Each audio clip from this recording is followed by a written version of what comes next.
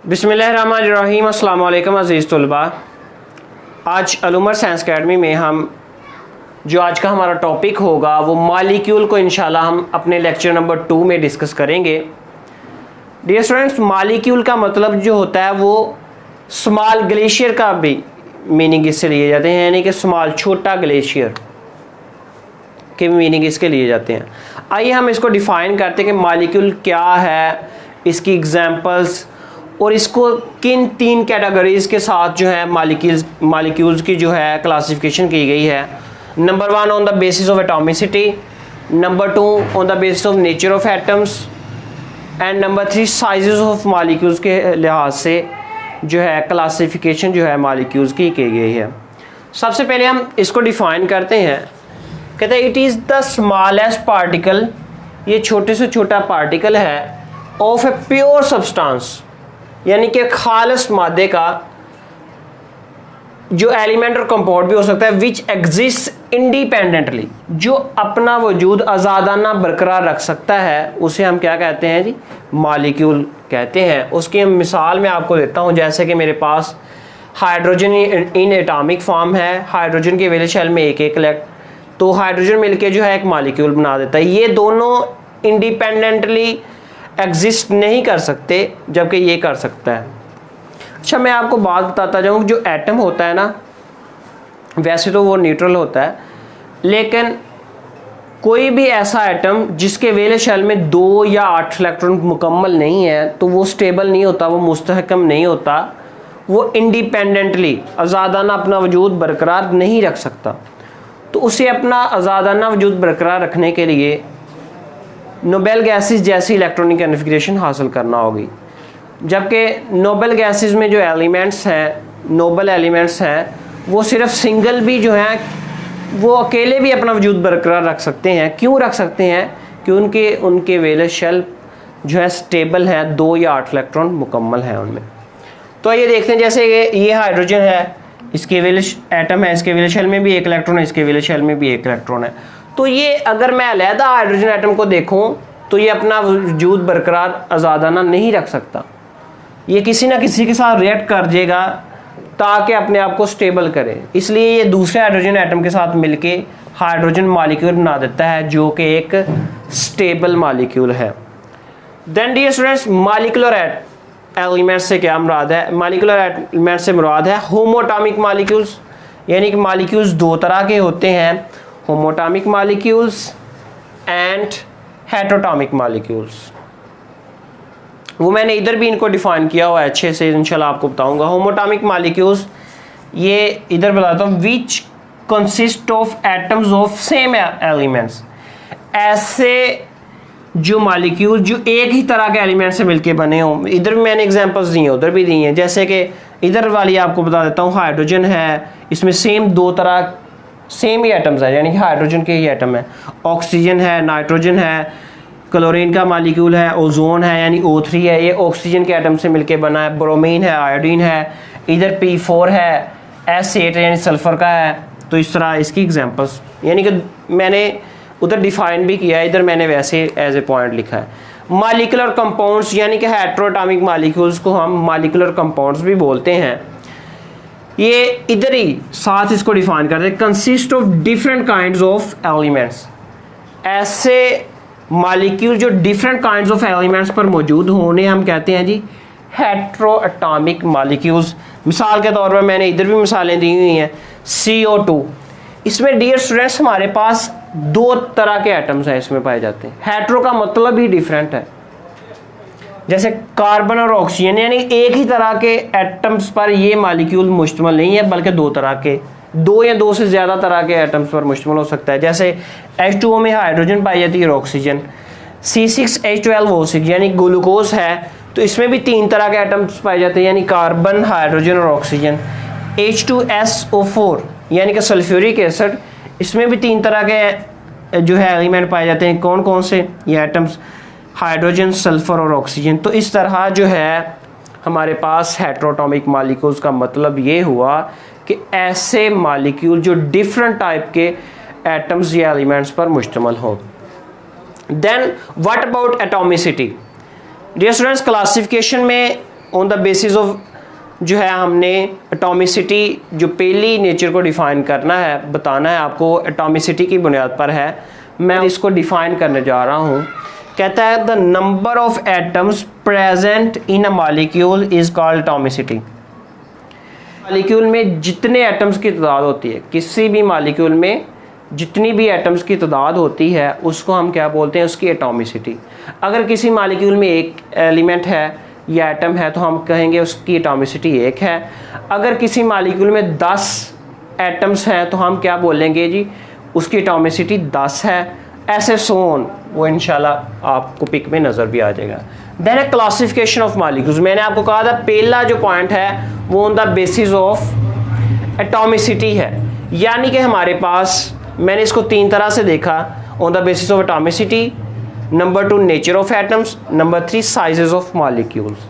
So first of all हम आते हैं जी एटॉमिसिटी की बुनियाद पर मोनोटॉमिक मॉलिक्यूल। मोनो का मतलब डियर स्टूडेंट्स होता है एक। What is mean by mono? Mono का मतलब होता है एक।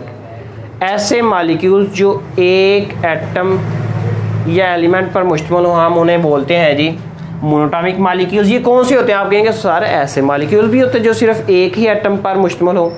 मैं आपको पहले भी बता चुका हूँ कि नोबेल गैसेस की इलेक्ट्रॉनिक कन्फिग्रेशन में, यानी कि उनके वेल शेल में 2 या 8 इलेक्ट्रॉन मुकम्मल होते हैं, तो इस तरह वो अपने आप को आज़ादाना वजूद बरकरार रख सकते हैं।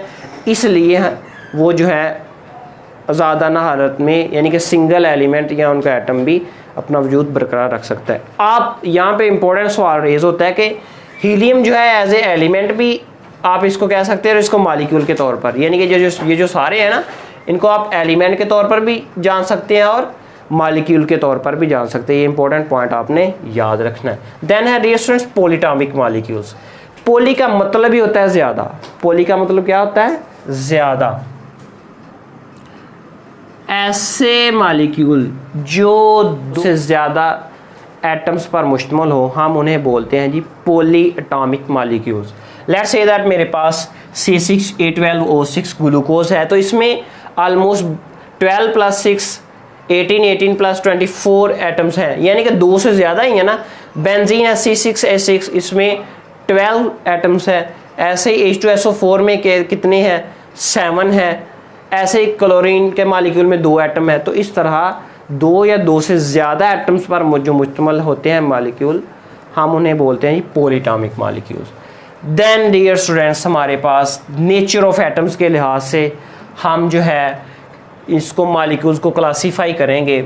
उसमें नेचर का मतलब क्या है? होमोटॉमिक और हेटेरोटॉमिक। ये मैं आपको पहले भी इधर डिफाइन कर चुका हूँ, डिस्क्राइब कर चुका हूँ। Then on the basis of sizes of molecules, size कद्दो कदामत के लिहाज से मॉलिक्यूल्स की क्लासिफिकेशन वो हम देखेंगे। इसमें 2 तरह के होते हैं जी molecules, micro molecules and macro molecules. बच्चे माइक्रो का मतलब होता है छोटा, माइक्रो का मतलब क्या होता है? छोटा। एंड मैक्रो, मैक्रो का मतलब होता है बड़ा, लार्ज। तो इसमें इंपॉर्टेंट पॉइंट पहला आप याद रखें कि ऐसे मॉलिक्यूल जिसमें 10,000 से कम एटम्स मौजूद होने हम माइक्रो मॉलिक्यूल्स में लेते हैं। मैक्रो में आ जाएं तो ऐसे मॉलिक्यूल्स जो 10,000 प्लस, यानी कि 10,000 से ज़्यादा या 10,000 एटम्स पर मुश्तमिल हो, हम उन्हें बोलते हैं जी मैक्रो मॉलिक्यूल्स। तो इसको डिफाइन करते हैं, those molecules which are small in size. कहता है ऐसा, जैसे कि नाम से ही ज़ाहिर है, ऐसे मॉलिक्यूल्स जो कि साइज में छोटे होते हैं हम उन्हें बोलते हैं जी माइक्रो मॉलिक्यूल। जैसा कि H2 हाइड्रोजन का molecule, Cl2 H2O C6H6 ETC। आप कहेंगे सर ये बड़ा नहीं भाई, 10,000 से कम एटम्स पर जो मुश्तमिल हो मॉलिक्यूल हम उसे कहते हैं माइक्रो में आ जाता है, वो आप याद रखिएगा। देन है macro molecule, those molecules which are large in size. ऐसे मॉलिक्यूल जो साइज में बड़े हों आर कॉल्ड मैक्रो मॉलिक्यूल। जैसा कि डायमंड है, टेट्राहेड्रल स्ट्रक्चर होता है, इसमें कार्बन जो है बहुत थाउजेंड्स ऑफ कार्बन जो है आपस में पॉलीमराइज मिलके डायमंड बनाते हैं। प्रोटीन्स है, सैंड है, ऐसे ग्रेफाइट है, ऐसे क्लोरोफिल है, हीमोग्लोबिन है। तो मतलब कि ये मैक्रो मॉलिक्यूल्स में जो है वो एग्जिस्ट करते हैं। सबसे इम्पोर्टेंट बात जो बुक पे भी लिखी हुई है, हीमोग्लोबिन के बारे में शॉर्ट क्वेश्चन भी आ सकता है और इसके बारे में उसने डिस्क्राइब भी किया हुआ है, तो इसलिए वो मैं आपके साथ डिस्कस करता हूँ। हीमोग्लोबिन का सारा बायोडाटा वो इंशाल्लाह आपके साथ डिस्कस करते हैं। Dear students, it is a blood protein. Hemoglobin क्या है? ब्लड प्रोटीन है, ऐसी प्रोटीन जो ब्लड में पाई जाती है।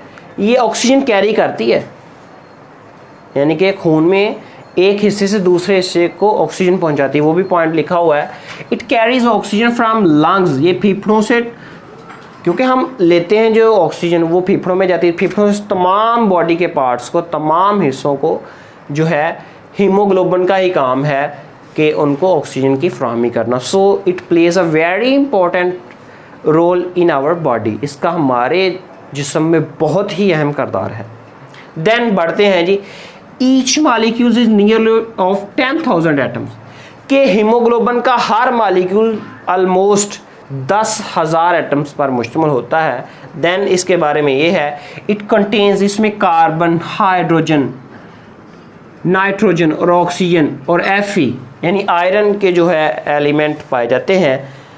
बहुत ही इंपॉर्टेंट MCQs जो अक्सर आया हुआ है बोर्ड के में कि इट इज़ ये 68,000 times heavier than hydrogen atom. ये कहता है कि हाइड्रोजन एटम से जो है 68,000 गुना ज़्यादा भारी है। और मैं आपको इम्पोर्टेंट बात बताता जाऊँ, हीमोग्लोबिन के स्ट्रक्चर में और क्लोरोफिल का स्ट्रक्चर सेम ही होता है, सिर्फ एक एटम का फ़र्क होता है। हीमोग्लोबिन में आयरन होता है और आपके पास क्लोरोफिल में डियर स्टूडेंट्स मैग्नीशियम आ जाता है। इनकी दोनों की रिप्लेसमेंट सिर्फ होती है, बाकी सारे इनका स्ट्रक्चर सेम होता है। एंट्री टेस्ट के हवाले से एक इम्पोर्टेंट जो है आपके पास ये पॉइंट मैंने लिखा है कि हीलियम जो है 17,000 टाइम्स हैवियर देन हाइड्रोजन, क्योंकि हाइड्रोजन का एटॉमिक मास 1 है, हीलियम का कितना है? हीलियम का डियर स्टूडेंट्स 4 है, इसका एटॉमिक मास कितना है? 4 है। इसलिए 68,000 को आप 4 पे डिवाइड कर दें तो आपके पास 17,000 रह जाएगा, यानी कि इससे हाइड्रोजन के एटम से हीलियम जो है वो 17,000 गुना भारी है। तो ये था हमारा आज का सारा लेक्चर। इसमें एक इम्पोर्टेंट जो है शॉर्ट क्वेश्चन भी बनता है, differentiate between atom and molecule. Dear students, आज हमने सारा मॉलिक्यूल के बारे में पढ़ा। प्रीवियस जो लेक्चर है इस चैनल पे आपको पता है कि 9th-10th की मुकम्मल जो है केमिस्ट्री की बुक कंप्लीट हो चुकी है, 12th के भी इंशाल्लाह लेक्चर्स पे मौजूद हैं और फर्स्ट ईयर के भी। तो फर्स्ट लेक्चर में एटम को मैंने अच्छे से डिस्क्राइब किया, तो ये आपके लिए असाइनमेंट है, ये आप खुद करेंगे। आज की कोटेशन ये है कि अकल घर बैठकर बादाम खाने से नहीं आती, ये डियर स्टूडेंट्स ये बाहर जाकर ठोकरें खाने से आती है।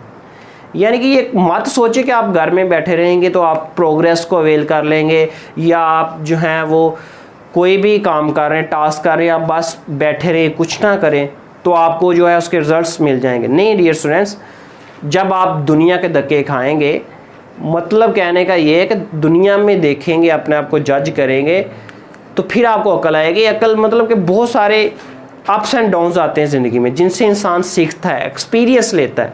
सो आप भी एक्सपीरियंस लें, लेकिन मैं आपको मशवरा देता हूँ कि ऐसे तजर्बे करने से बेहतर है कि आप ज़्यादा वर्क करें, अपना ज़्यादा, जिन्होंने एक्सपीरियंस किए हैं उनसे भी सबक आप हासिल किया करें।